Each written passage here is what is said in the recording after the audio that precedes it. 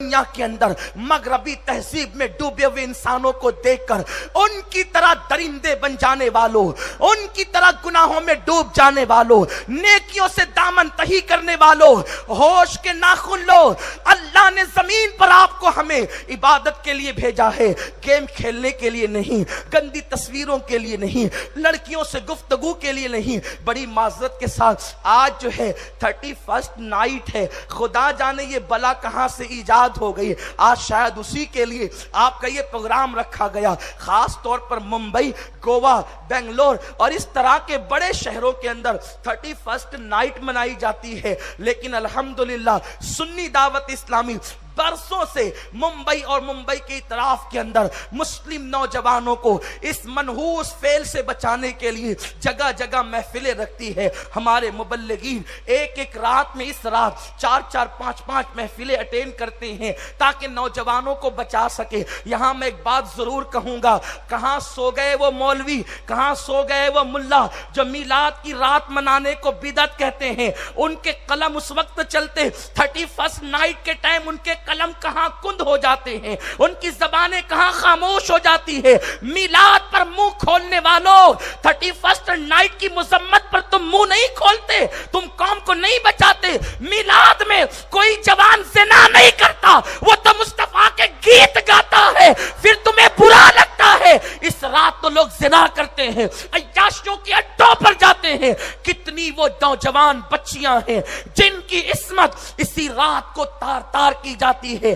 آج کی رات جتنا نشہ ہوتا ہے شاید ہی کسی رات میں اتنا نشہ ہوتا ہو۔ آج کی رات جتنی شراب پی جاتی ہے۔ سال گزشتہ میں جو ہے امارات کے سفر میں تھا، وہاں کے احباب نے مجھے بتایا جس وقت 1 جنوری کی صبح ہوئی تو لوج کے باہر اتنی بوتلیں دیکھی گئی شراب کی کہ اللہ اکبر، اگر اسے کسی کنویں میں ڈالا جاتا تو شاید کنواں اس بوتلوں کی وجہ سے بھر جاتا۔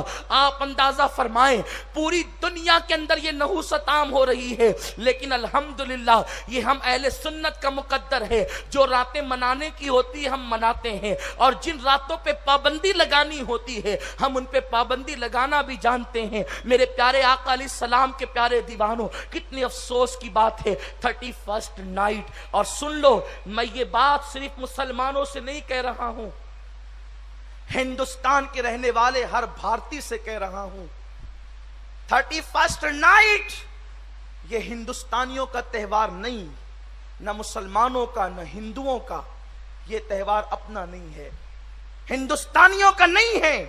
اور پھر کوئی تہوار زنا کر کے تو منایا نہیں جاتا، کوئی تہوار شراب پی کر تو منایا نہیں جاتا۔ یہ ہندوستان ہے، محبتوں کی زمین ہے، حیا کی زمین ہے، غیرت کی سرزمین ہے۔ اس سرزمین کا تقدس بحال کرو۔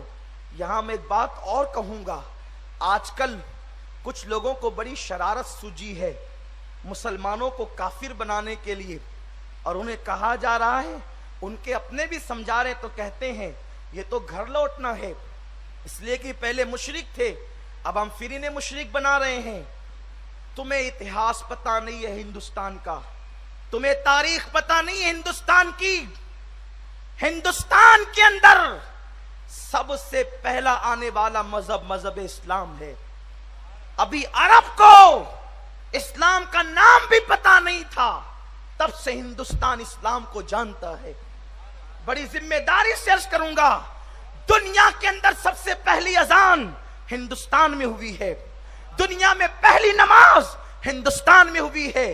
ہمارا ملک ہندوستان بڑا تقدیر والا ہے۔ آپ کو ابھی پتا چلے گا، جو تاریخ جانتے ہیں وہ کبھی نہیں کہہ سکتے کہ ہندوستان میں اسلام بدیسی مذہب ہے۔ یہ بدیسی نہیں ہے، یہ اس دیش کا سب سے پرانا، سب سے قدیم مذہب ہے۔ مذہب پرانا نہیں ہوتا، لیکن سمجھانے کے لیے کہہ رہا ہوں، سب سے پہلا اور قدیم مذہب اسلام ہے، اس لیے کہ تم بھی مانتے ہو اور ہم بھی کہتے ہیں کہ دنیا